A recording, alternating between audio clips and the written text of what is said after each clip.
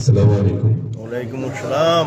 বাংলাদেশ কোরআন প্রশিক্ষণ কেন্দ্র কুয়েত কর্তৃক আয়োজিত জিয়ারতুল নবী সাল্লাল্লাহু আলাইহি সাল্লামের আজকের এই মাহফিলে উপস্থিত হতে পেরে আমি সত্যি গর্বিত এবং আনন্দিত। আলহামদুলিল্লাহ। আমি আলোচকবৃন্দের আলোচনা শুনছিলাম। আসলে এখানে এই ধরনের আলোচনায় বক্তব্য দেওয়ার কিছু নেই। আমাদের সমাজে বা আমাদের পারিবারিক জীবন, ব্যক্তি জীবন, রাষ্ট্রীয় জীবন, যে কোনো জায়গায় এই আলোচনাগুলো যত বেশি হবে আমরা তত ইসলামের কাছাকাছি যাব ইনশাআল্লাহ। এই আলোচনাগুলো যত কম হবে আমরা আস্তে থেকে বিভ্রান্তিকে দিকে যাব। আমাদের বিশেষ করে আমরা এখানে প্রবাসী সবাই, আমরা যারা প্রবাসী আমরা দেশকে কত ভালোবাসি এটা আমরা জানি। আমরা প্রতিটা মুহূর্তে আমাদের দেশের জন্য, আমাদের মন কাঁদে, দেশের জন্য কিছু করার চেষ্টা থাকে আমাদের প্রবাসী ভাই বোনদের নানা কষ্টের মধ্যেও। কিন্তু আমরা যারা প্রবাসী এখানে আছি, আমাদের সন্তানরা, আমাদের পরিবার রাষ্ট্রে কতটুকু নিরাপদ, রাষ্ট্রে কতটুকু নিয়ম কানুন, সামাজিক বন্ধন, আমাদের ইসলামের রীতিনীতি মানছে বা আমাদের দেশে এগুলো সঠিকভাবে পালন করার সুযোগ রয়েছে, এটা কিন্তু প্রশ্নবিদ্ধ। জি।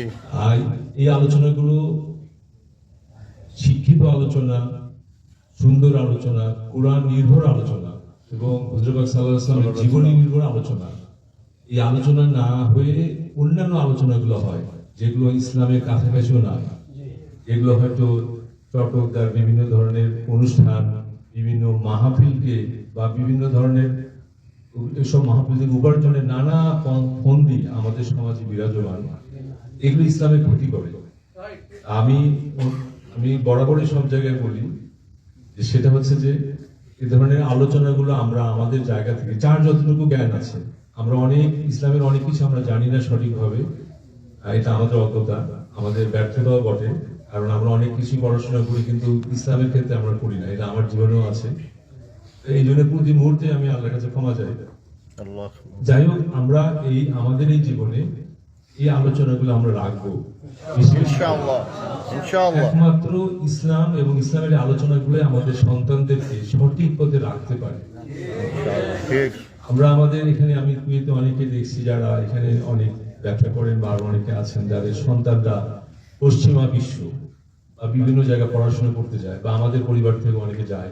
আমার সন্তানও পশ্চিমা বিশ্বে পড়াশোনা করতে যাওয়ার জন্য ইচ্ছা প্রকাশ করছে, কিন্তু আমি সবসময় সন্দিহান থাকি আমার সন্তান বিদেশে পশ্চিমা বিশ্বে গিয়ে শিক্ষার সাথে ইসলামকে ধরে রাখতে পারবে কিনা।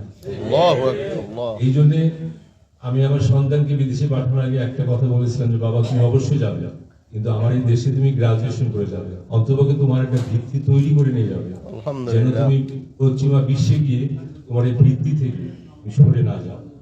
আমরা যদি একটু দুর্বল বাচ্চাদেরকে, বিশেষ করে যারা আমরা কম বয়সে পাঠাই, তারা অনেক সময় এক আবহাওয়ায় বা পরিবেশ পরিস্থিতির কারণে কিন্তু তারা বিভিন্নভাবে পশ্চিমা কালচার বা বিভিন্ন কালচারে কিন্তু তারা অভ্যস্ত হয়ে যায়, এটা তাদেরকে দোষ দেওয়া যায় না, আর ওই পরিস্থিতি শিখার।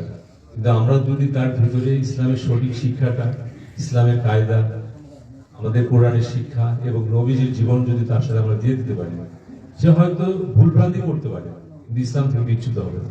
ঠিক।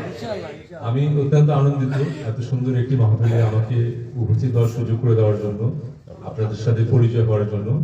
আমি বিমানের এখানে একজন প্রতিনিধি, আপনাদের মধ্যে একজন। এখানে আসলে বিমান শুধু আমার না, আমি একটা দায়িত্বে আছি। আপনারা সবাই এদেশের, বাংলাদেশের মানুষ, প্রবাসী সবাই বিমানের মালিক। আপনারা দেশকে যেমন ভালোবাসেন, বিমানকে তেমনি ভালোবাসবেন। থাকতে পারে, আমাদের ভুল ত্রুটি থাকবেই, আমরা যেহেতু মানুষ, আমাদের ভুল ত্রুটির মধ্যে না, আমারও ভুল ত্রুটি থাকবে।